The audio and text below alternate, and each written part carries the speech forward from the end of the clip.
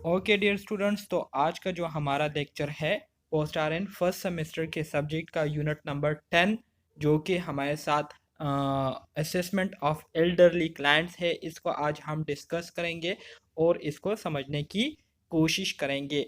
बहुत ही ज़्यादा simple unit है, बहुत ही ज़्यादा आसान यूनिट है। इस यूनिट में बेसिकली आप लोग जो ओल्ड एज लोग होते हैं, ठीक है, तो ओल्ड एज में उनको किस तरह के मसाइल जो है दरपेश आ सकता है, कौन कौन से प्रॉब्लम जो है वो फेस कर सकते हैं, तो इसके हवाले से आज के लेक्चर में हम डिटेल के साथ बात करेंगे और इसको समझने की कोशिश करेंगे। सही है।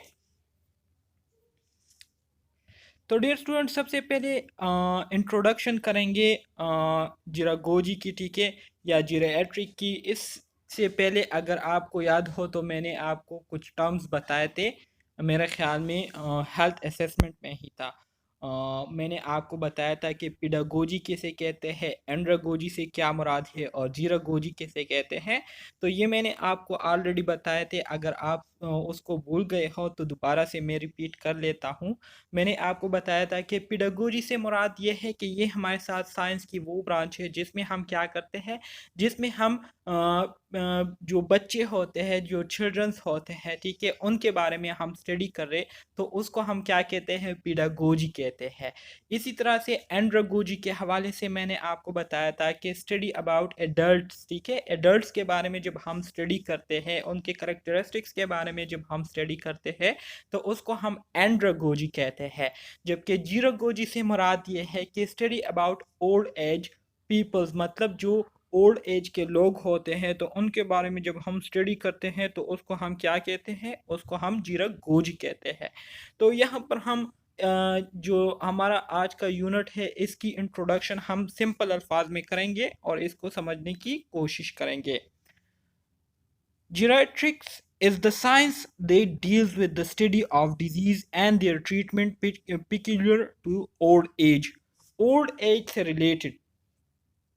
अच्छा जी, जीराट्रिक किसे कहते हैं? जीराट्रिक जो है ये हमारे साथ साइंस की वो ब्रांच है जिसमें हम मुख्तलिफ़ किस्म के जो डिजीज़ होते हैं और उसकी जो ट्रीटमेंट होती है, जो कि ख़ास तौर पर ओल्ड एज से रिलेटेड होती है, मतलब ओल्ड एज से रिलेटेड जितने भी डिजीज़ होते हैं और उसकी जितनी भी ट्रीटमेंट होती है, तो इसके बारे में जब हम स्टडी करते हैं तो इसको हम क्या कहते हैं, इसको हम जीरियाट्रिक्स कहते हैं। सही है। United Nations in 1980s considered 60 year as the age of transition to the elderly age group।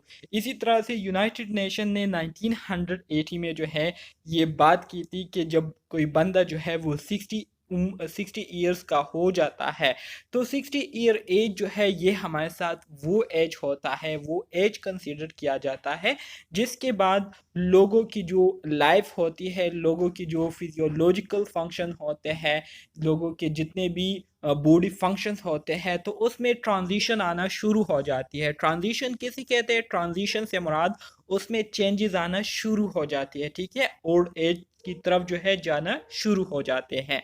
So 60 year as के बाद जो ट्रांजिशन है वो आना शुरू हो जाती है।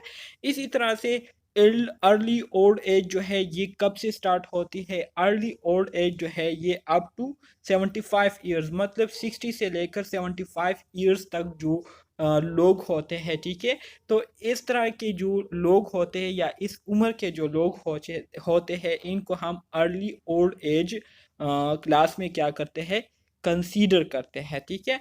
इसी तरह से जो लेट ओल्ड एज लोग हैं, तो उनकी जो रेंज है वो 75 से शुरू होती है और 75 से फिर मज़ीद आप आगे चलते जाए, 80 हो गया, 85 हो गया, जितना आप आगे जाते हैं तो ये आपके पास लेट ओल्ड एज में शुमार होता है। तो ये दो एक इम्पोर्टेंट पॉइंट्स हैं एमसीक्यूज के हवाले से, इसको आप लोग अपने साथ याद रखिए कि अर्ली ओल्ड एज जो है वो 60 से स्टार्ट होती है, ठीक है, 75 ईयर्स तक होती है, और जो लेट ओल्ड एज है तो ये 75 से लेकर फिर अप टू सोम जितना आप आगे जाते हैं तो ये हम लेट ओल्ड एज में क्या करते हैं, कंसीडर करते हैं।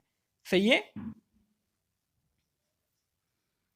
अच्छा जी, मज़ीद आगे बढ़ते हैं। जिरंटोलॉजी किसे कहते हैं? What is जिरंटोलॉजी?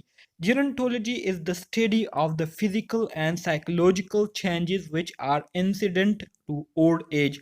ओल्ड एज के साथ जब आपके फिजिकल और आपके साइकोलॉजिकल जितने भी फंक्शन या एबिलिटीज़ होती है उसमें जब चेंजेस आती है, तो इस चेंजेस के बारे में जब हम स्टडी करते हैं तो इसको हम क्या कहते हैं, इसको हम जिरंटोलॉजी कहते हैं। ठीक है, इंतहाई सिंपल अल्फाज में मैं आपको बता रहा हूँ कि जिरंटोलॉजी ये हमारे साथ वो स्टडी होती है जिसमें ओल्ड एज के साथ हमारे जो फिज़िकल फंक्शन और जो साइकोलॉजिकल एबिलिटीज़ होती है तो उसमें जो चेंजेस आती है, ठीक है, इसके बारे में जब हम मुताला करते हैं तो इसको हम क्या कहते हैं, जिरंटोलॉजी कहते हैं। फिर हमारे साथ जिरंटोलॉजी के मुख्तलिफ क्लासेस हैं जिसमें आपके पास क्लिनिकल जिरंटोलॉजी आ जाती है, सोशल जिरंटोलॉजी आ जाती है, ठीक है, एक्सपेरिमेंटल जिरंटोलॉजी आ जाती है, जीरेट्रिक्स जिरंटोलॉजी आ जाती है। ठीक है, तो ये मुख्तलिफ टाइप्स है जिरंटोलॉजी के जो कि हम फिर इसमें मज़ीद आगे जो है डिस्कस करते हैं। जिरंटोलॉजी की समझ आ गई आप स्टूडेंट्स को? Yes sir. ओके जी, very good. Geriatric health problem, फिर ओल्ड एज से रिलेटेड अगर हम हेल्थ से रिलेटेड जितने भी प्रॉब्लम है उसकी बात करें तो फिर ये हमारे साथ मुख्तलिफ प्रॉब्लम्स आते हैं जो इसके पीछे मुख्तलिफ वजूहात होते हैं। सो जीरियाट्रिक हेल्थ प्रॉब्लम्स की अगर हम बात करें तो कुछ जो प्रॉब्लम होते हैं तो वो एजिंग प्रोसेस की वजह से होता है। ठीक है, कि लोग जो है वक्तन फ़वक्तन बूढ़े होते जा रहे होते हैं तो बुढ़ापे की वजह से वो प्रॉब्लम जो है लोगों को दरपेश होना शुरू हो जाते हैं। कुछ प्रॉब्लम जो होते हैं वो कुछ लॉन्ग टर्म इलनेस की वजह से जो है लोगों को क्या होते हैं, दरपेश हो जाते हैं। ठीक है, मतलब ऐसी बीमारियां जो कि बहुत सालों से पहले, बहुत साल पहले से उनको जो है लगी हुई होती है, जैसे कि अगर हम डायबिटीज़ की बात करें, ठीक है, तो ये ऐसी बीमारी है जो कि लॉन्ग टर्म बीमारी है, जो कि अगर एक बंदा जो है वो डायबिटिक है, ठीक है, अगर उसमें डायबिटीज़ जो है वो बचपन में डायग्नोज हुई है तो बचपन से लेकर आखिर तक जब तक उनकी उम्र होती है तो ये डायबिटीज़ जो है उनके साथ जो है कंटिन्यू रहती है, तो ये लॉन्ग टर्म इलनेसेस कहते हैं। तो कुछ प्रॉब्लम ऐसे होते हैं जो कि लॉन्ग टर्म इलनेसेस की वजह से जो है जीरियाट्रिक पेशेंट को फेस करनी पड़ती है, और कुछ प्रॉब्लम ऐसी होती है जो कि साइकोलॉजिकल प्रॉब्लम होती है।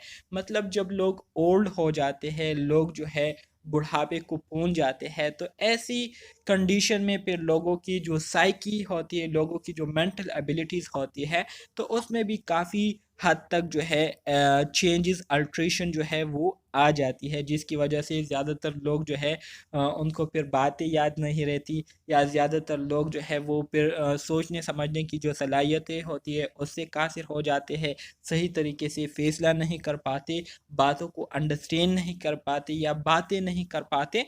तो ये सारे प्रॉब्लम जो है ये साइकोलॉजिकल प्रॉब्लम्स में आती है। ठीक है, तो इसको हम इंशाल्लाह आगे डिस्कस करेंगे और समझने की कोशिश करेंगे।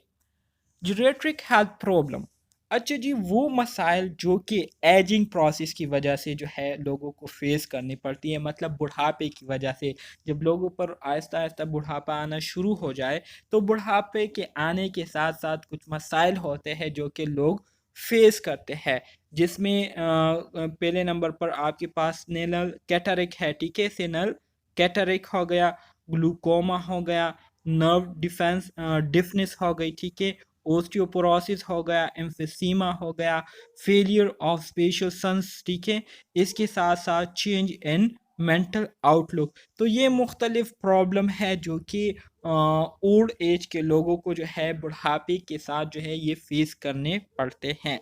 ठीक है, तो ये आप लोग इसको फिर देख सकते हैं, ये सिर्फ जो मसाइल है उसके नेम्स यहाँ पर दिए गए हैं। ठीक है, तो इसको आप लोग अपने साथ याद रख सकते हैं कि एजिंग प्रोसेस के साथ जो ओल्ड एज लोग होते हैं उनमें कौन कौन से मसले जो है वो आने के चांसेस होते हैं या आते हैं। ठीक है, तो इसमें आपके पास सिनाइल कैटरिक हो गया, ग्लूकोमा हो गया, नर्व डिफनेस हो गई, ठीक है, इसी तरह से ओस्टियोपोरोसिस हो गया, एम्फिसीमा हो गई, फेलियर ऑफ स्पेशल सेंसेस से मुराद ये है कि चीज़ों को महसूस करने की, या sense of smell, sense of taste, ठीक है, या आई साइट का चला जाना, ठीक है, या सुनने की जो सलाहियतें होती है वो वीक हो जाती है, बातों को फिर सही तरीके से नहीं सुन पाते, तो ये स्पेशल सेंसेस है। इसके साथ साथ जो मेंटल एबिलिटीज़ है, ठीक है, या जो मेंटल फंक्शन है उसमें भी चेंजेस आ जाती है। ये एम्फाइसीमा बताए, अभी जहन से निकल गया है। एम्फाइसीमा जो है ये हमारे साथ लंग डिसऑर्डर है, ठीक है, रेस्पिरेटरी डिसऑर्डर है, जिसमें जो एल्व्यूलर वाल होते हैं, मतलब लंग्स के अंदर जो एयर सेक होते हैं जिसमें अल्वियोलाई होते हैं, तो वहाँ पर जो वाल्स होते हैं वो क्या हो जाते हैं, थिक हो जाते हैं, वहाँ पर फ्लूइड जमा हो जाती है, जिसकी वजह से पेशेंट को शॉर्टनेस ऑफ ब्रीथ होती है, ठीक है। तो इसको एम्फीसीमा कहते हैं। सिंपल अल्फाज में एम्फीसीमा को शॉर्टनेस ऑफ ब्रीथ कहते हैं। शॉर्टनेस ऑफ ब्रीथ की वजह से इसको जाना जाता है। अच्छा जी, फिर problem associated with long term illness. Long term illness के साथ साथ जो मसाइल ऐसे लोगों को फेस करने पड़ते हैं, ठीक है, तो उसमें आपके पास सबसे पहले नंबर पर डीजनरेटिव डिजीज़ आ जाते हैं, जो कि आपके पास हार्ट के डिजीज़ भी हो सकते हैं, ब्लड वेसल्स की भी हो सकते हैं। हमारे पाकिस्तान में ज़्यादातर जो बीमारियां देखी जाती है लॉन्ग टर्म में, ठीक है, जो कि लॉन्ग टर्म इलनेसिस के साथ आती है, तो उसमें डायबिटीज़ आ जाती है, उसमें कोरोनरी आर्टरी डिजीज़ आ जाती है, ठीक है, उसमें जो है एथेरोस्क्लेरोसिस की आ जाती है, जिसमें लोगों के जो कुछ लोगों के हार्ट वाल जो है वो ब्लॉक हो जाते हैं, ठीक है, due to accumulation of plaques in the coronary arteries.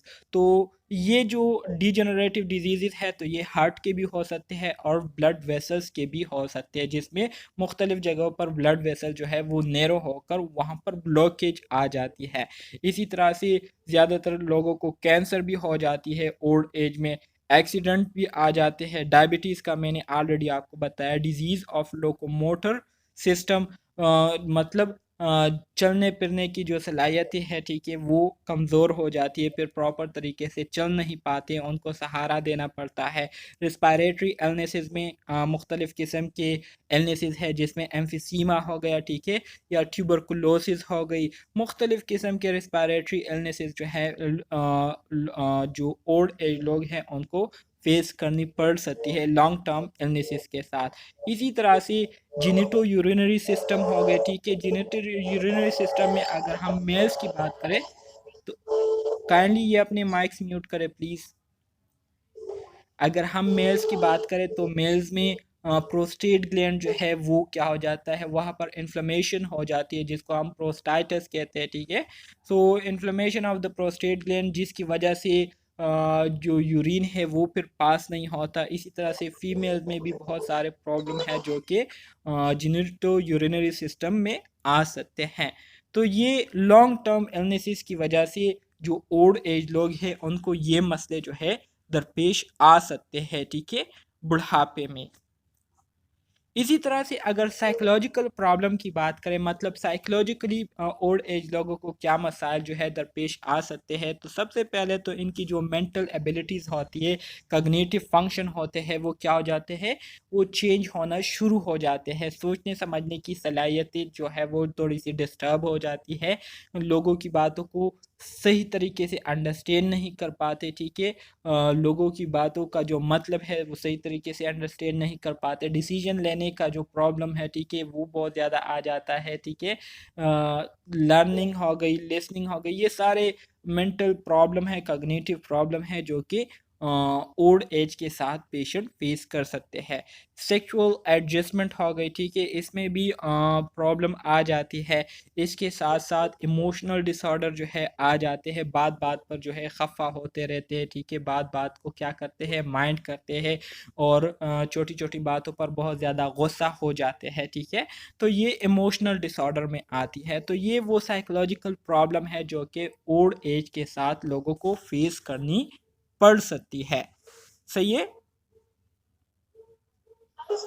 अच्छा जी, geriatric assessment definition. Geriatric assessment की अगर हम बात करें तो सिंपल अल्फाज में जीरियाट्रिक असेसमेंट से मुराद ये है कि ये हमारे साथ वो प्रोसेस होता है असेसमेंट का, जिसमें हम क्या करते हैं, ओल्ड एज में लोगों के साथ जितने भी प्रॉब्लम होते हैं, ठीक है, या ओल्ड एज में जितने भी प्रॉब्लम लोगों को दरपेश हो सकते हैं, तो उसको असेस करने के लिए हम क्या करते हैं, उसको हम उनसे हम डेटा गैदर करते हैं, ठीक है, ताकि उस पेशेंट के जो प्रॉब्लम है उसके लिए हम प्रॉपर तरीके से प्लानिंग करें, और फिर उस प्लानिंग के मुताबिक पेशेंट को ट्रीटमेंट देते हुए उनको हम सही तरीके से फॉलो अप करें। तो इस प्रोसेस को हम क्या कहते हैं, जीरियाट्रिक असेसमेंट कहते हैं। यहाँ पर सिंपल डिफिनीशन आपको दी है, कहते हैं कि a multi dimensional interdisciplinary diagnostic process focus on determining a frail older person medical, psychological, and functional capabilities in order to develop coordinated and integrated plan for treatment and long-term follow-up is called geriatric assessment. Geriatric assessment ये हमारे साथ एक multi dimensional interdisciplinary diagnostic process होता है, जिसमें हम क्या करते हैं, जिसमें हमारे साथ जो ओल्ड एज लोग होते हैं, तो उनकी हम मेडिकल, साइकोलॉजिकल, फंक्शनल कैपेबिलिटीज़ के हवाले से डेटा गैदर करते हैं, ठीक है, ताकि अगर इन तीनों में किसी भी जगह पर किसी किस्म की एबनॉर्मेलिटी हमें आइडेंटिफाई हो जाए, डायग्नोस हो जाए, तो उसके लिए हम एक प्रॉपर कोऑर्डिनेटेड इंटीग्रेटेड तरीके से प्लानिंग करें, और उस प्लानिंग के मुताबिक हम पेशेंट को ट्रीटमेंट देकर उनको मुकम्मल तौर पर फॉलो अप करें। तो इसको हम क्या कहेंगे, इस प्रोसेस को हम जीरियाट्रिक असेसमेंट कहेंगे। सही है।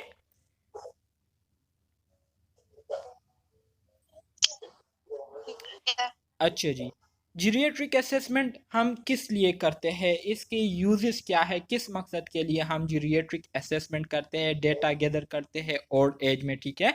तो इसको करने का जो हमारा पर्पस होता है वो है developed treatment and long term follow up plan, ताकि हम पेशेंट के जो प्रॉब्लम है उसके लिए हम प्रॉपर ट्रीटमेंट जो है वो क्या करें, प्लान करें, और उस ट्रीटमेंट को हम एक लॉन्ग टर्म के लिए उसको हम पेशेंट पर अप्लाई करें, ताकि उनके जो मसाइल है वो कम से कम हो जाए, ठीक है। इसी तरह से arrange for primary care and rehabilitative services, इसी तरह से अगर पेशेंट को किसी किस्म की प्राइमरी केयर की ज़रूरत हो या रिहैबिलिटेटिव सर्विसेज की ज़रूरत हो, तो वो हम पेशेंट को प्रोवाइड करें, ठीक है। इसी तरह से organise and facilitate the intricate process of case management, ठीक है।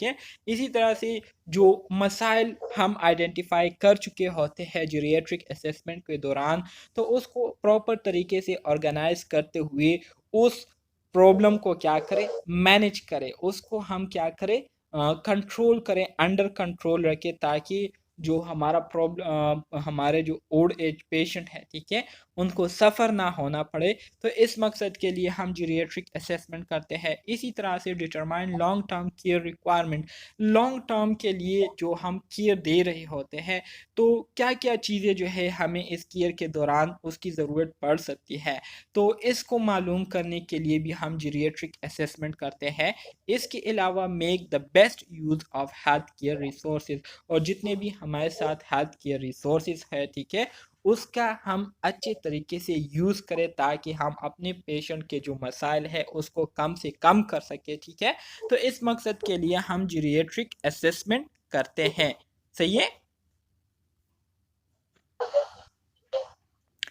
Implication of geriatric assessment, geriatric assessment की अगर हम इम्प्लीकेशन की बात करें, ठीक है, तो improve the assessment of the medical and psychological problem, ठीक है। इसमें हम क्या करते हैं, जितने भी मेडिकल और साइकोलॉजिकल प्रॉब्लम होते हैं, तो उसकी जो असेसमेंट होती है उसको हम इम्प्रूव कर लेते हैं, to provide therapy and rehabilitation services, ठीक है। जितने भी थेरेपीज़ होते हैं और रिहैबिलिटेटिव सर्विसेज होती है, उसको प्रोवाइड करने के लिए हम जीरियाट्रिक असेसमेंट को अप्लाई करते हैं। इसके साथ साथ to determine optimal post therapy placement for an independent functioning, और इसी तरह से जब हम पेशेंट को केयर दे देते हैं, मुकम्मल फॉलोअप उनकी कर लेते हैं, तो इसके बाद जो है हम मालूम करने के लिए जो है ये करते हैं, ताकि हमें पता चले कि थेरेपी के बाद, पोस्ट थेरेपी से मुराद थेरेपी के बाद हमारे जो पेशेंट है वो कितनी फ़ीसद जो है इंडिपेंडेंट हो गए हैं, कितनी फ़ीसद जो है उनके जो फंक्शन है वो ऑप्टिमाइज हो गए हैं, ठीक है। इसी तरह से to provide health care both by health care professional and care takers, ठीक है। इसी तरह से हेल्थ केयर प्रोवाइड करने के लिए, चाहे वो हेल्थ केयर प्रोफेशनल हो, नर्सेज हो, या उनके जो अपने अटेंडेंट हो जो कि उनको केयर दे रहे हो, तो इसको प्रोवाइड करने के लिए हम जो इम्प्लीकेशन है जीरियाट्रिक असेसमेंट की, वो हम क्या करते हैं।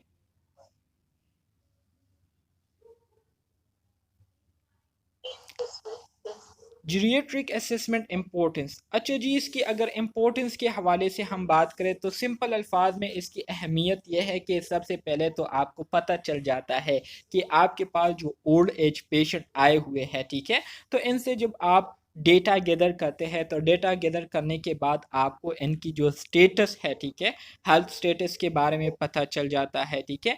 इसी तरह से जो मसाइल होते हैं तो उसके लिए फिर आप प्रॉपर तरीके से प्लानिंग कर सकते हैं, और इसी तरह से उस प्लानिंग को आप क्या कर सकते हैं, इम्प्लीमेंट करके पेशेंट की जो हेल्थ कंडीशन है उसको इम्प्रूव कर सकते हैं। तो ये कुछ सिंपल इंपॉर्टेंस है जीरियाट्रिक असेसमेंट की जो कि मैंने आपको बताई। यहाँ पर हम इसको मज़ीद डिस्कस करेंगे। कहते हैं कि focus on elderly individual with complex problem, ये तो अभी मैंने आपको बताया कि पेशेंट को जो प्रॉब्लम्स होते हैं, ठीक है, ओल्ड एज में, तो उसको आइडेंटिफाई करने के लिए जीरियाट्रिक असेसमेंट ये बहुत ज़्यादा इम्पोर्टेंस रखती है। Emphasise functional status and quality of life. इसी तरह से जीरियाट्रिक असेसमेंट जो है ये बहुत ज़्यादा ज़रूरी होती है, इसकी बहुत ज़्यादा अहमियत है, क्योंकि इसके ज़रिए हम पेशेंट की जो फंक्शनल स्टेटस है उसके बारे में भी पता चल जाती है, उनकी जो क्वालिटी ऑफ लाइफ है उसके बारे में हमें पता चल जाती है। Frequent takes advantage of an interdisciplinary team of providers, ठीक है। इसी तरह से जीरियाट्रिक असेसमेंट के ज़रिए हमें ये भी पता चल जाता है कि हमारे साथ जो केयर प्रोवाइडर्स है, ठीक है, तो वो किस तरह से काम कर रहे हैं, आया वो प्रॉपर तरीके से पेशेंट की टेक केयर कर रहे हैं या नहीं। तो जितने भी इंटरडिसिप्लिनरी टीम होते हैं, ठीक है, जो कि उनको केयर प्रोवाइड कर रहे होते हैं, तो उनसे जो है हम जो है फ़ायदा लेते हुए जो ओल्ड एज पेशेंट होते हैं उनको केयर देते हैं। Effectiveness address the 5 eyes of geriatric, ठीक है। इसी तरह से इसकी जो इफ़ेक्टिवनेस है, ठीक है, वो हमें जीरियाट्रिक असेसमेंट से जो है मदद देती है, ठीक है। जीरियाट्रिक असेसमेंट से अ, हमें क्या होता है, ये फ़ायदा होता है, ठीक है, कि जो प्रॉब्लम आइडेंटिफाई हुए होते हैं तो उसके लिए हम प्रॉपर प्लानिंग करते हुए उसको इम्प्लीमेंट करते हैं। तो इस तरह से हमारे साथ जो केयर होती है, जो ट्रीटमेंट होती है, तो वो इफ़ेक्टिव रहती है। तो 5 C's की अगर हम बात करें, सॉरी 5 I's की अगर हम बात करें जीरियाट्रिक में, तो इससे मुराद ये है कि हमारे साथ जो इंटेलेक्चुअल इम्पेयरमेंट होती है उसके बारे में हमें पता चल जाता है, ठीक है। इमोबिलिटी के बारे में हमें पता चल जाती है। इंस्टेबिलिटी के बारे में हमें पता चल जाती है कि पेशेंट कितना अनस्टेबल है, ठीक है, अनस्टेबल है। इसी तरह से इनकॉन्टिनेंस के बारे में हमें पता चल जाती है, और आइट्रोजीनिक डिसऑर्डर जितने भी हमारे साथ होते हैं उसके बारे में हमें पता चल जाती है। तो ये क्या है, ये इम्पोर्टेंस है, ये अहमियत है जीरियाट्रिक असेसमेंट करने का। जब हम जीरियाट्रिक असेसमेंट करते हैं तो जीरियाट्रिक असेसमेंट से हमें इन चीज़ों के बारे में पता चल जाती है।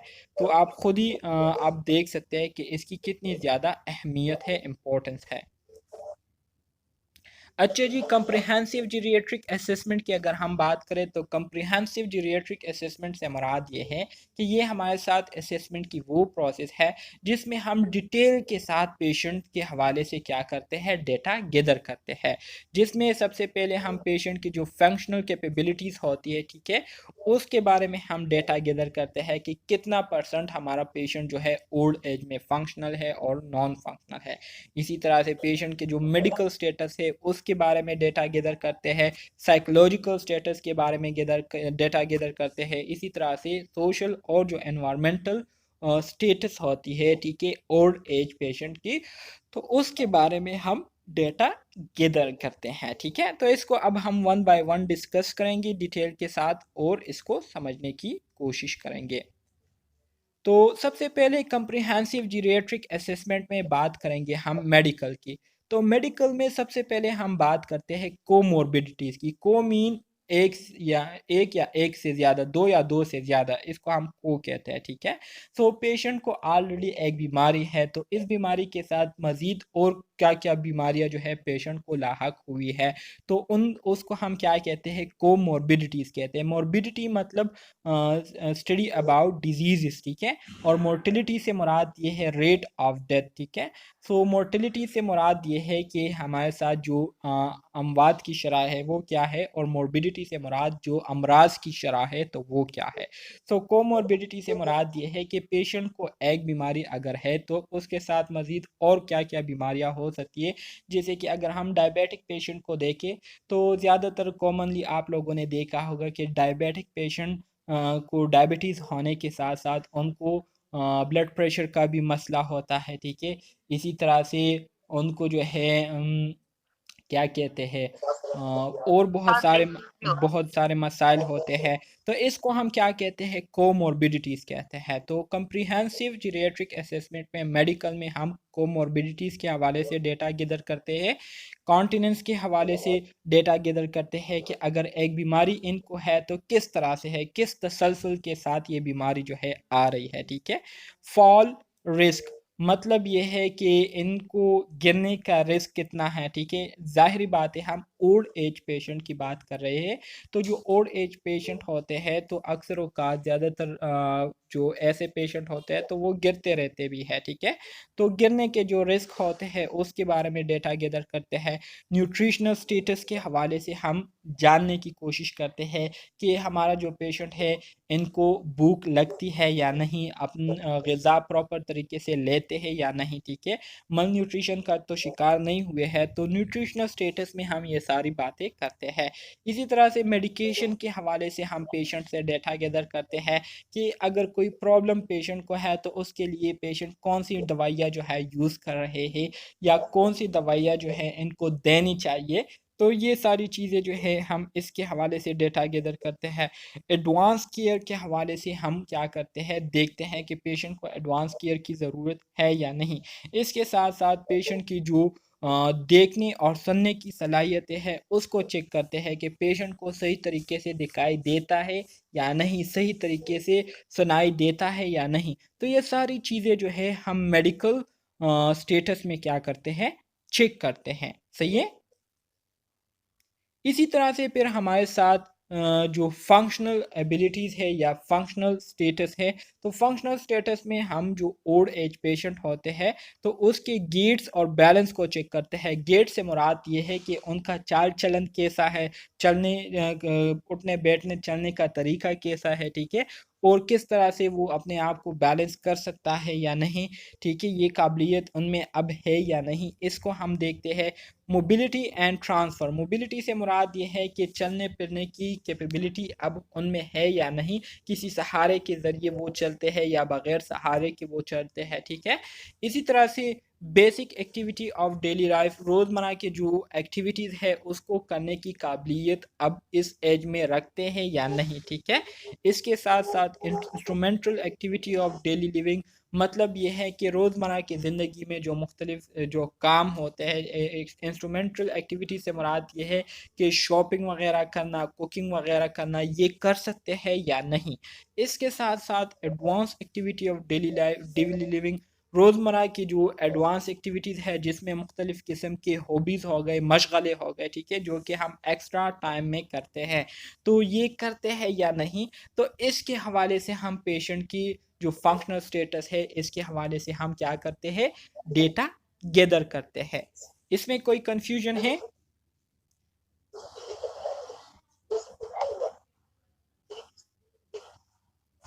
No sir. ओके जी, वेरी गुड। फिर इसके बाद हमारे साथ साइकोलॉजिकल स्टेटस के बारे में अगर हम बात करें तो कंप्रिहेंसिव जीरियाट्रिक असेसमेंट में साइकोलॉजिकल स्टेटस के बारे में हम जो डेटा गैदर करते हैं तो सबसे पहले हम पेशेंट के मूड के हवाले से डेटा गैदर करते हैं कि पेशेंट का मूड कैसा है। मतलब इस एज में पेशेंट ज़्यादा एंग्री रहते हैं, ज़्यादा सेट रहते हैं, या नॉर्मल रहते हैं, या ओवर एक्साइटेड रहते हैं, इसको हम क्या करते हैं जानने की कोशिश करते हैं। इसी तरह से पेशेंट की जो कॉग्निटिव एबिलिटीज़ है, सोचने समझने की, चीज़ों को लर्न करने की, ठीक है, चीज़ों पर सोच विचार करने की, ये काम कर रही है या नहीं, या चीज़ों को मेमोराइज या बातें इनको याद रहती है या नहीं, तो ये सारी बातें जो है कॉग्निटिव फंक्शन में आती है, तो इसको हम चेक करते हैं। इसी तरह से आइडियाज़, कंसर्न एंड एक्सपेक्टेशन, इसके हवाले से हम क्या करते हैं, पेशेंट के बारे में डेटा गैदर करते हैं, ठीक है।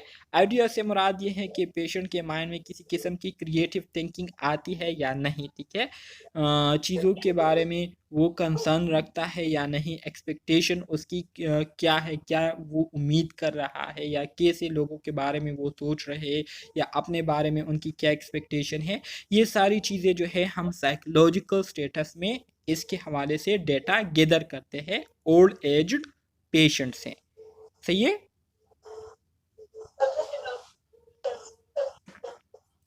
अच्छा जी, फिर इसके बाद हमारे साथ जो अगली क्लास आती है कम्प्रिहेंसिव जीरियाट्रिक असेसमेंट में, तो वो हमारे साथ सोशल या इन्वायरमेंटल है। तो सोशल इन्वायरमेंटल में ज़ाहिरी बात है, इसमें हम फार्मल केयर सपोर्ट को देखते हैं कि फार्मली उनके जो केयर दी जा रही है तो वो ठीक दी जा रही है या नहीं दी जा रही, ठीक है।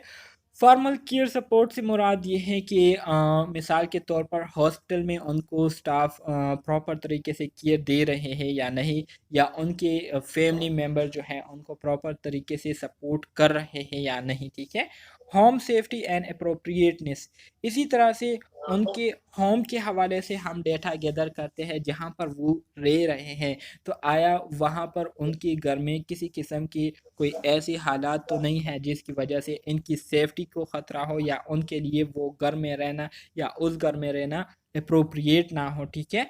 तो इसको हम देखते हैं। इसी तरह से social network providing informal support, social network से मुराद ये है कि लोगों के साथ इनका उठना बैठना, या लोगों का इनके साथ उठना बैठना कैसा है, ठीक है।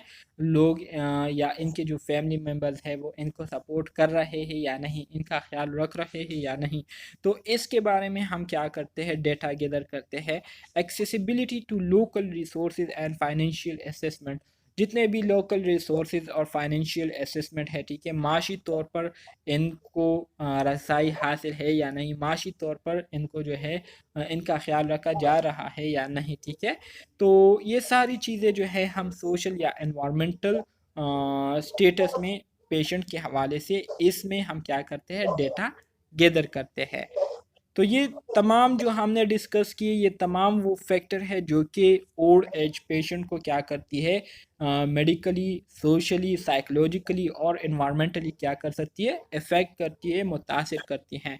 तो इस वजह से इसके बारे में हम क्या करते हैं, जीरियाट्रिक असेसमेंट के दौरान डेटा गैदर करते हैं। सही है। कॉम्प्रिहेंसिव असेसमेंट में हमारे साथ मेडिकल जीरियाट्रिक असेसमेंट है, मेडिकल हिस्ट्री आती है, ठीक है। मेडिकल जीरियाट्रिक असेसमेंट में हम मेडिकल हिस्ट्री लेते हैं और इसके साथ साथ स्टैंडर्ड मेडिकल एग्जामिनेशन करते हैं पेशेंट की। तो इसको हम अब थोड़ा सा डिस्कस करेंगे। इसके अलावा periodic geriatric assessment, periodic geriatric assessment में हम क्या करते हैं, इसमें हम डिटेल इसमें हम डिटेल हेल्थ असेसमेंट करते हैं once they are 45 to 50 years. जब एक पेशेंट 45 से लेकर 50 साल की उम्र की इसके अंदर होता है या इस उम्र के होता है, तो इनसे हम मुकम्मल तौर पर उनकी हेल्थ असेसमेंट करते हैं, सर से लेकर पाँव तक जो है इनका हम क्या करते हैं, पूरा डेटा लेते हैं, ठीक है।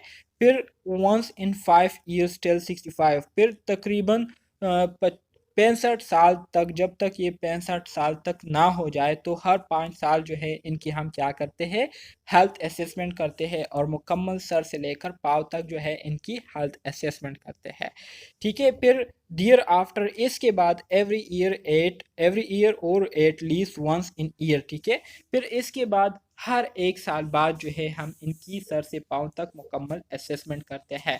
तो इस वजह से इसको क्या कहा गया है, इस वजह से इस असेसमेंट को पीरियोडिक जीरियाट्रिक असेसमेंट कहा गया है कि वक्तन फ़वक्तन एक ख़ास पीरियड के बाद हम पेशेंट की सर से पाँव तक क्या करते हैं, असेसमेंट करते हैं, इनका पूरा हेल्थ से रिलेटेड डाटा गैदर करते हैं ताकि इनकी हेल्थ स्टेटस को हम मालूम कर सकें।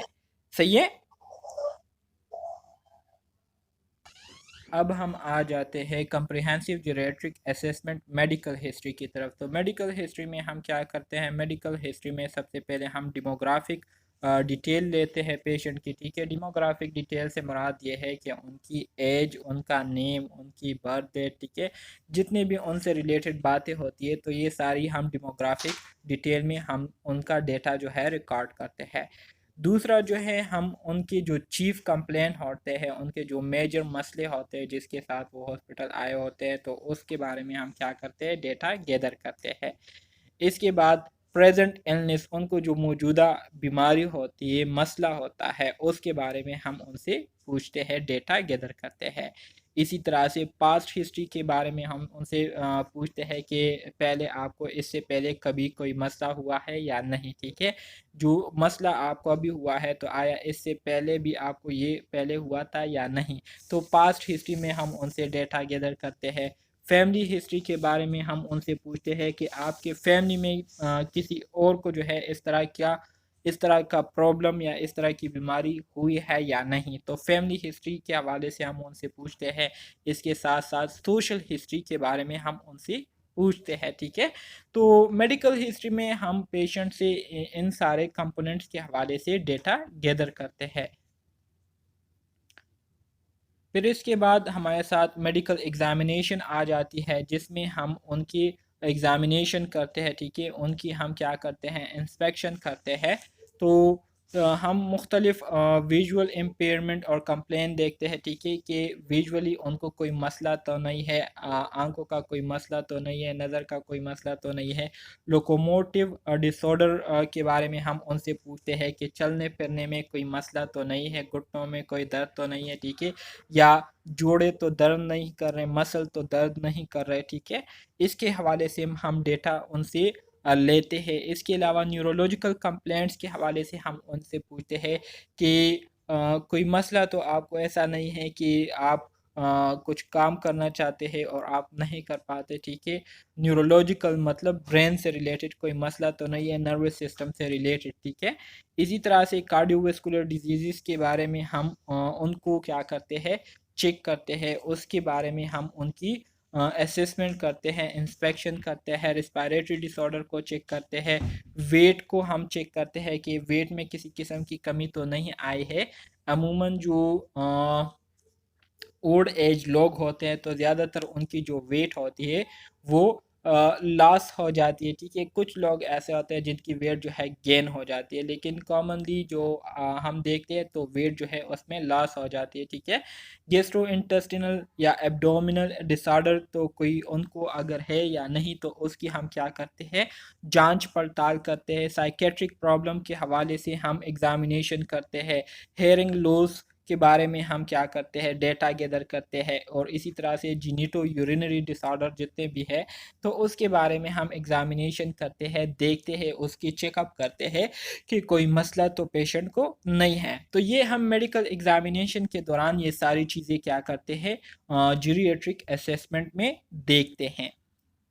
अच्छा जी, वाइटल साइन में हम देखते हैं फिजिकल साइन और सिम्टम, इसी तरह से डिफरेंशियल डायग्नोसिस। सो वाइटल साइन में हम ब्लड प्रेशर को देखते हैं। ठीक है, ब्लड प्रेशर के लिए हमारे साथ जो साइन होते हैं या जो सिम्टम्स होते हैं वो क्या होता है, hypertension.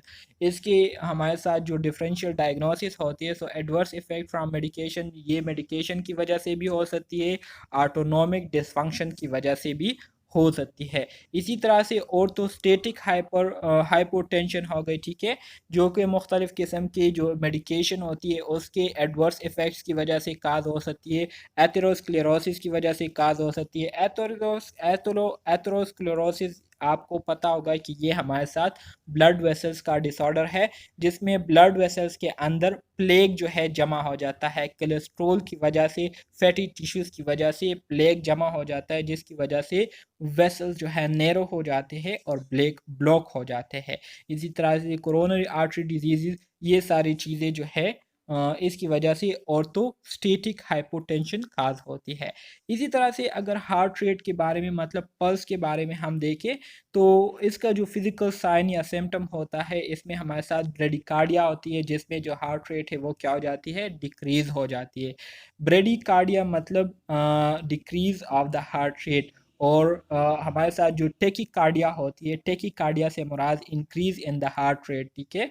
Increase in the heart rate या increase from the normal range is called tachycardia. Normal range से जब इंक्रीज हो जाए तो उसको फिर हम टेकिकार्डिया कहते हैं। तो ये जो है, ये भी मेडिकेशन के एडवर्स इफेक्ट की वजह से भी हो सकती है और हार्ट ब्लॉकेज की वजह से भी ब्रेडिकार्डिया हो सकती है। इसके अलावा इरेगुलर हार्ट रेट, जिसे हम क्या कहते हैं, इरेगुलर हार्ट रेट को हम इसके लिए एक मेडिकल टर्म यूज़ होता है, मेरे माइंड में अब नहीं आ रहा, वरना मैं आपको बता देता। इरेगुलर हार्ट, क्या, एरिथमिया। अच्छा जी, बिल्कुल। तो इसमें इरेगुलर हार्ट रेट होता है। हार्ट रेट जो है कभी ज़्यादा होता है, कभी कम होता है, ठीक है, ऊपर नीचे हो रही होती है। तो एट्रियल फिब्रिलेशन की वजह से ये काज होता है। इसी तरह से रिस्पायरेटरी रेट, जिसमें हम ब्रीथिंग रेट को चेक करते हैं। ब्रीथिंग रेट के लिए आपके पास मुख्तलिफ टर्म्स है, ठीक है। टिकिपनिया हो गई, ठीक है, ब्रेडिपनिया हो गई और एपनिया हो गई। Apnoea mean absence of breathing, ठीक है। टिकिपनिया मतलब increase in the breath rate, मतलब नॉर्मली जो ब्रीथ रेट है हमारे साथ कितनी है, पर मिनट के लिहाज से 12 से लेकर 20 ब्रीथ पर मिनट होती है। मतलब breath in and out per minute में जो है 12 से लेकर 20 तक ये हमारे साथ नॉर्मल रेंज है, ठीक है, ब्रीथिंग की। अगर 12 से नीचे आता है तो इसको हम क्या कहेंगे, इसको हम ब्रेडिपनिया कहेंगे। अगर 20 से ऊपर जाता है तो इसको हम टेकिपनिया कहेंगे। और अगर ब्रीथिंग रेट ही नहीं हो रही, ठीक है, तो इसको फिर हम एपनिया कहेंगे। Apnoea mean absence of breath rate, ठीक है, breathing, absence of breathing. So increase respiratory rate greater than 24 breath per minute। 24 breath per minute से अगर ज़्यादा हो, ठीक है, या ज़्यादा हो जाता है respiratory rate, तो chronic obstructive pulmonary disease की वजह से काज होता है, जिसको हम COPD कहते हैं, ठीक है। इसी तरह से congested heart failure और निमोनिया की वजह से इस तरह के सिचुएशन जो है हमें देखने पड़ते हैं, जिसमें जो लंग्स होते हैं वो प्रॉपर तरीके से गैसेस एक्सचेंज नहीं कर पा रहा होता। ऑक्सीजन जो है, ऑक्सीजन की जो रिक्वायरमेंट है बॉडी को ज़्यादा होती है, तो इस वजह से हार्ट रेट जो है वो इंक्रीज़ हो जाता है। हार्ट रेट इंक्रीज़ होने की वजह से फिर रिस्पायरेशन या ब्रीथिंग जो है वो हम ज़्यादा करते हैं, ठीक है, ब्रीथिंग रेट जो है वो इंक्रीज़ हो जाती है एबनॉर्मली। इसी तरह से टेम्परेचर की अगर हम बात करें तो टेम्परेचर में हमारे साथ हाइपरथर्मिया आ जाती है, हाइपोथर्मिया आ जाती है। नॉर्मल जो हमारे साथ टेम्परेचर है, ठीक है, तो वो कितनी है, वो 36 डिग्री सेल्सियस से लेकर 37.5 डिग्री सेल्सियस ये नॉर्मल टेम्परेचर है। अगर इससे हमारे साथ ज़्यादा होती है, 37.5 से ऊपर जाती है, ठीक है, 38 होती है, 39 होती है या 40 होती है, तो इसको हम क्या कहते हैं, इसको हम पायरेक्सिया कहते हैं या हाइपरथर्मिया इसको हम कहते हैं, ठीक है। इसी तरह से 36 डिग्री सेल्सियस से अगर नीचे आती है तो इसको फिर हम हाइपोथर्मिया कहेंगे। सो हाइपोथर्मिया या हाइपरथर्मिया ये हाइपो और हाइपरथायरॉयडिज्म की वजह से होती है, जिसमें जो थायराइड ग्लैंड से जो थायराइड हार्मोन होते हैं उसकी सिक्रीशन जो है या बहुत ज़्यादा हो जाती है या बहुत ज़्यादा कम हो जाती है। तो इन्फेक्शन की वजह से भी ये टेम्परेचर काज हो सकती है। इन्फेक्शन से मुराद, जब इन्फेक्शन होती है, इन्फेक्शन की वजह से फीवर हो जाता है, फेब्राइल हो जाता है पेशेंट, फेब्राइल की वजह से टेम्परेचर जो है इंक्रीज हो जाती है, जिसको हम हाइपरथर्मिया कहेंगे। कुछ हालात में जो है टेम्परेचर डिक्रीज हो जाती है, ठीक है, तो उसको फिर हम हाइपोथर्मिया कहते हैं। तो इस सिचुएशन की वजह से ये वाइटल साइन में इस तरह की चेंजेस जो है आपको देखने को मिल सकते हैं जो जीरियाट्रिक पेशेंट होते हैं उनमें। इसी तरह से जनरली अगर हम जनरल साइंस को देखें, ठीक है, तो physical science unintentional weight loss, weight जो है वो अनइंटेंशनली जो है लॉस हो जाती है बगैर किसी वजह के, ठीक है, अक्सर औकात जैसे कि मैंने आपको बताया। कुछ इसमें कुछ वजूहात जो है डिप्रेशन की वजह से भी होता है, बीमारी कैंसर की वजह से भी कुछ लोगों का वेट जो है लॉस हो जाता है। कुछ लोगों का जो वेट है वो क्या हो जाती है, गेन हो जाती है ओल्ड एज में। किस चीज़ की वजह से, कंजस्टेड हार्ट फेलियर मेडिकेशन, जो कंजस्टेड हार्ट फेलियर के लिए मेडिकेशन लेते हैं तो उसके एडवर्स इफेक्ट की वजह से वेट गेन हो जाती है। हेड में क्या होता है, एसाइमेट्रिक फेशियल और एक्स्ट्रा ऑक्यूलर मसल वीकनेस और पैरालिसिस। हेड में ये होता है कि लोगों को जो है ओल्ड एज में क्या हो जाती है, पैरालिसिस हो जाती है, ठीक है, शॉक की वजह से जो है वो पैरालाइज हो जाते हैं, उनका जो फेशियल साइमेट्री होती है तो वो एसाइमेट्री हो जाती है, ठीक है। फेस जो है, फेस का एक साइड उतरा हुआ होता है, तो बिल पैल्सी की वजह से हो सकती है, स्ट्रोक की वजह से हो सकती है, ट्रांसिएंट स्कीमिक स्ट्रोक अटैक हो गए, तो स्ट्रोक के हम मुख्तलिफ किस्म हैं हमारे साथ, ठीक है, ट्रांसिएंट स्कीमिक अटैक हो गए, इसी तरह से हेमरेजिक अटैक हो गए, ठीक है, मुख्तलिफ टाइप है इसके। फ्रंटल फ्रंटल बूसिंग हो गई जो पेजेट डिजीज़ की वजह से काज होती है, टेम्पोरल आर्टरी टेंडरनेस, ठीक है, जो कि टेम्पोरल अर्थराइटिस की वजह से काज होती है, आर्ट्रियाइटिस की वजह से। इसी तरह से आइज़ में आइज़ पेन हो सकता है ग्लूकोमा की वजह से, टेम्पोरल आर्ट्रियाइटिस की वजह से। इसी तरह से जो विजुअल एक्यूटी है वो इम्पेयर्ड हो जाती है प्रेसबायोपिया की वजह से। लूज ऑफ सेंट्रल विजन जो है ये एज रिलेटेड हमारे साथ मैक्यूलर डिग्रेडेशन की वजह से काज होती है। लूज ऑफ फेरिफरल विजन जो है ये ग्लूकोमा स्ट्रोक की वजह से होती है। ऑक्यूलर लेंस ओपेसिफिकेशन जो है ये कैटरेक्ट की वजह से होती है, जिसमें पेशेंट का जो आई लेंस होता है ना, जिसे हम कॉर्नी कहते हैं, तो ये वाइटिश हो जाती है, इसके सामने धुंध सी चीज़ जो है आ जाती है इसके ऊपर, तो वाइटिश वाइटिश नज़र आती है। तो ये कैटरेक्ट का जो डिसऑर्डर है उसमें जो आई लेंस है वो वाइटिश कलर का हो जाता है, बिल्कुल ब्लर हो जाता है। अच्छा जी, ईयर्स में हेयरिंग लॉस आ जाती है, ठीक है, नॉर्मली अगर हम पेशेंट में देखें जो ओल्ड एज के होते हैं, हेयरिंग लॉस का प्रॉब्लम आता है, जिसमें कॉस्टिक न्यूरोमा की वजह से, मेडिकेशन के एडवर्स इफेक्ट की वजह से, सिरोमिन इम्पेक्शन, फॉल्टी और इल फिल्टिंग हेयरिंग एड्स और पेजर डिजीज, इनकी वजह से हेयरिंग लॉस होती है।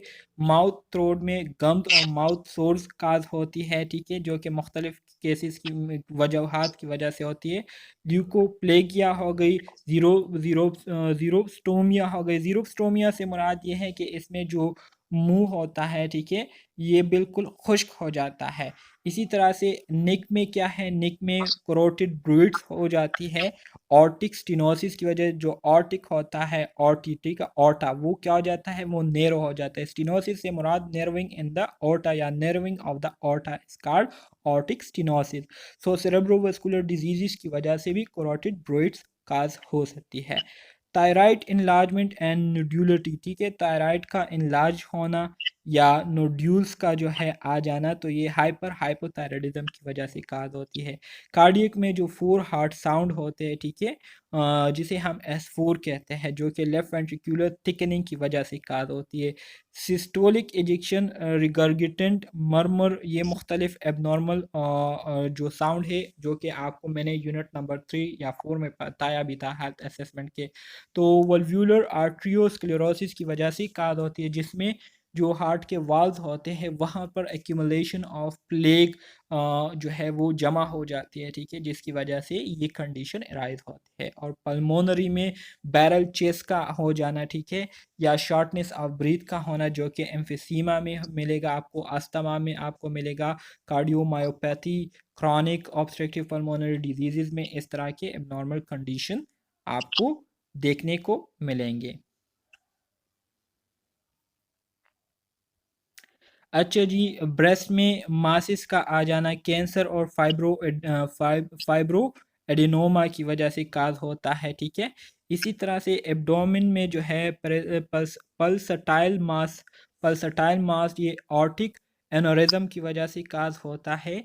और गैस्ट्रो इंटेस्टिनल, जेनिटल और रेक्टल में जो एबनॉर्मेलिटी आती है वो क्या है, atrophy of the vaginal mucosa, ठीक है, कंस्टिपेशन का हो जाना, ठीक है, ये सारी चीज़ें जो है, फीकल इनकॉन्टिनेंस का, ठीक है, प्रोस्टेट इनलार्जमेंट का हो जाना, प्रोस्टेट नोड्यूल्स का हो जाना, रेक्टल मास, ऑक्यूल्ड ब्लड, इसी तरह से यूरिनरी इनकॉन्टिनेंस।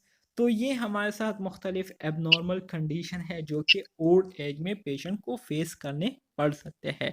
एक्सट्रीमिटीज़ में एबनॉर्मल्स ऑफ द फीट्स, डिमिनिश और absence lower extremity pulse, hardening या हिबर्डन नोड्स और पीडल एडिमा। तो ये मुख्तलिफ एबनॉर्मल कंडीशन है जो कि ओल्ड एज में पेशेंट फेस कर सकते हैं। तो इसके पीछे बहुत सारे वजूहात होते हैं, उससे ये काज हो सकते हैं। अच्छा जी, फिर इसके बाद मसल्स और स्केलेटल में आ जाती है। तो मसल और स्केलेटल में तो आप सबको पता है कि कॉमनली फीमेल्स में जो है ओस्टियो आर्थराइटिस होती है या ओस्टियोपोरोसिस जो है ये बहुत ज़्यादा कॉमन होती है ड्यू टू मल न्यूट्रिशन की वजह से फीमेल्स में ओस्टियोपोरोसिस या आर्थराइटिस मतलब या बोन्स या जोड़ों का जो मसला होता है ये बहुत ज़्यादा कॉमन होता है, ठीक है, ओल्ड एज में। इसी तरह से स्किन में एरिथमा का होना, ulceration, over pressure points, unexplained bruises, pre malignant और मेलेग्नेंट लेजन्स हो गए, न्यूरोलॉजिक में tremors with rigidity, Parkinson disease की वजह से ये काज होती है, सही है। तो ये मुख्तलिफ एबनॉर्मल कंडीशन है जो कि जब हम पेशेंट की सर से पाँव तक एग्जामिनेशन करते हैं तो किसी भी जगह पर आपको इस तरह के प्रॉब्लम जो है मिल सकते हैं अगर पेशेंट की कंडीशन वो ठीक ना हो तो। अच्छा जी, फिर इसके बाद हमारे साथ जीरियाट्रिक असेसमेंट टूल आते हैं, मतलब जिन टूल्स के ज़रिए हम पेशेंट से हेल्थ हिस्ट्री लेते हैं, पेशेंट से डेटा गैदर करते हैं। तो उसमें हमारे साथ विजुअल इम्पेयरमेंट के लिए हमारे साथ विजुअल एक्यूटी है, ठीक है, जिसमें हम स्लेनन चार्ट टेस्ट करते हैं, नियर टेस्ट करते हैं जिसमें हम उनकी आईसाइट को चेक करते हैं, विजुअल फील्ड को चेक करने के लिए हम कन्फ्रंटेशन आई टेस्ट करते हैं और प्रीमेट्री टेस्ट करते हैं, सही है।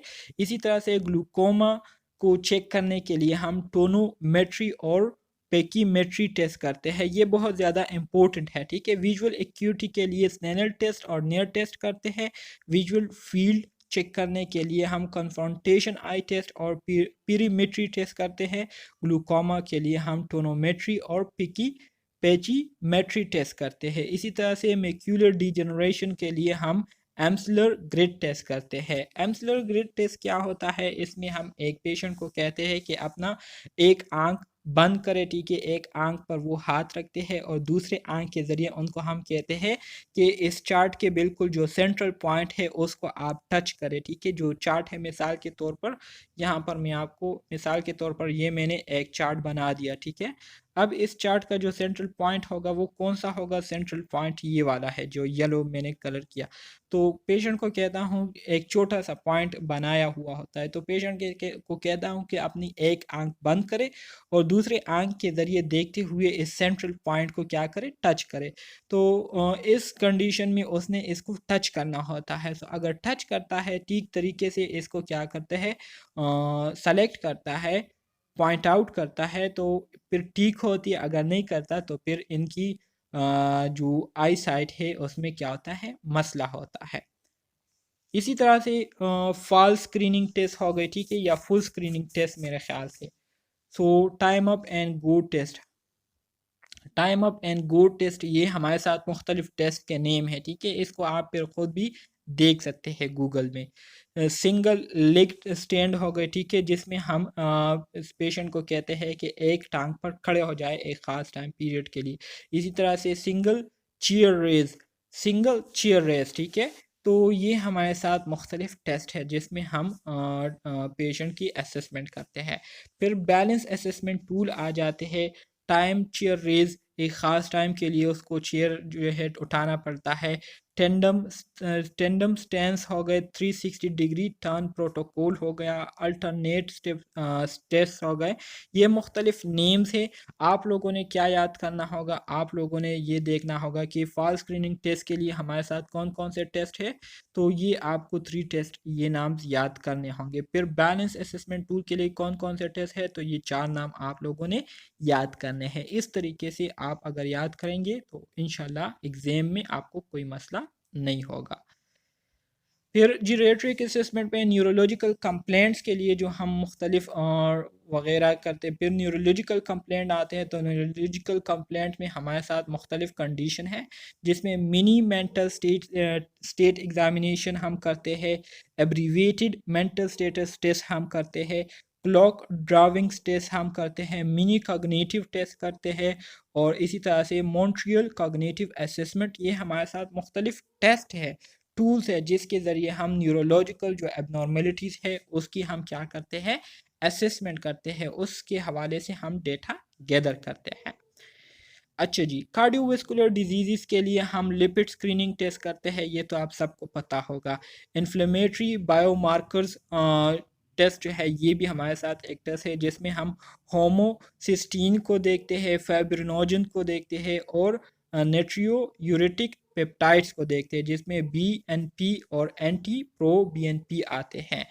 तो ये मुख्तलिफ टेस्ट है जो कि हम कार्डियोवैस्कुलर डिजीज़ की जानने के लिए या उसकी असेसमेंट के लिए हम ये मुख्तलिफ टेस्ट करते हैं, जिसके ज़रिए हमें पता चलता है कि कार्डियोवैस्कुलर किसी किस्म की डिज़ीज़ मौजूद है या नहीं पेशेंट में। मेरी बात की समझ आ रही है आप स्टूडेंट्स को?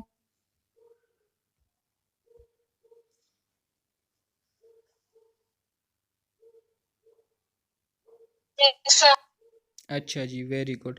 मेरे ख्याल से बाकी स्टूडेंट सो रहे हैं। नहीं सर, जाग रहे हैं। अच्छा जी, सही है सही है। मतलब समझ आ रही है ना मेरी बात की जो मैं कह रहा हूँ? जी सर, आ रही है। सेकंड वाला पॉइंट दोबारा बताइएगा प्लीज। A, calibrated finger.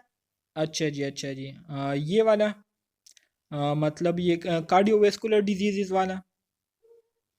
इसे जो आपने स्लाइड अभी ओपन की हुई थी वो क्लाफ्ट सेकंड पॉइंट जो था उसका।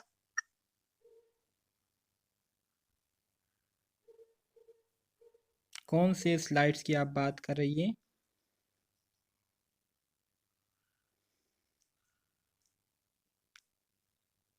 फाइब्रिनोजन, ये कार्डियोवैस्कुलर डिजीज़ वाले के बारे में आप पूछ रही हैं? अच्छा जी, फिर इसके बाद आपके पास जेनिटो यूरिनरी आता है। तो जेनिटो यूरिनरी में हम 2 आइटम क्वेश्चनियर्स होते हैं हमारे साथ, सिंगल क्वेश्चंस होते हैं, द 3 IQ क्वेश्चनियर्स होते हैं, यूरिन डिक स्टिक होते हैं, ठीक है, डिजिटल रेक्टल एग्जामिनेशन होती है, पोस्ट वाइट रेजिडुअल वॉल्यूम होता है, प्रोस्टेट स्पेसिफिक एंटीजन होते हैं जिसको हम PSA टेस्ट कहते हैं, ठीक है, प्रोस्टेट स्पेसिफिक एंटीजन जो कि प्रोस्टेट ग्लैंड के लिए हम करते हैं। तो ये जेनिटो यूरिनरी की जो स्टेटस है उसको आइडेंटिफाई करने के लिए हम ये मुख्तलिफ टेस्ट जो है ये करते हैं। अच्छा जी, साइकेट्रिक प्रॉब्लम हो गए। तो साइकेट्रिक प्रॉब्लम में हम जीरियाट्रिक डिप्रेशन स्केल को यूज़ करते हैं, जिसमें हम पेशेंट की जो डिप्रेशन है उसको असेस करते हैं कि पेशेंट को डिप्रेशन है या नहीं। हॉस्पिटल एंजाइटी और डिप्रेशन स्केल को यूज़ करते हैं। Patient hand health questionnaire, patient के हेल्थ के हवाले से क्वेश्चंस होते हैं, वो हम पेशेंट से पूछते हैं। तो मेरे ख्याल में आज के लिए इतना काफ़ी है। कल की क्लास में फिर इसको भी ख़त्म कर लेंगे और लास्ट यूनिट को हम फिर स्टार्ट करेंगे। सही है।